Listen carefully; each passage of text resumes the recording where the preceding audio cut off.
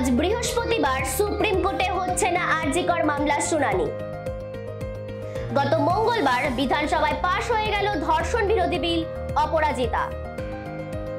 গতকাল রাতে কোচবিহার থেকে কাকদ্বীপ, টালা থেকে টালিগঞ্জ সর্বত্রই আলো নিভিয়ে মোমবাতি ও মশাল জ্বালিয়ে চলল রাত দখল।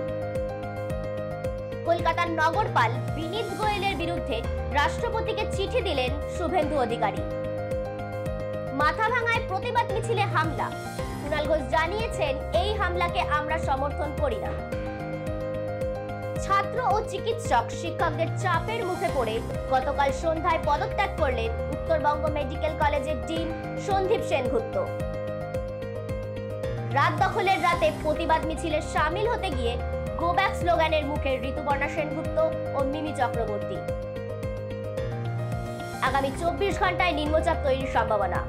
বঙ্গোপসাগরের সপ্তাহের শেষে বৃষ্টির সম্ভাবনা। প্যারালিম্পিক্সে খিলাড়ির খেল, বিশ্ব চ্যাম্পিয়ন সচিনের।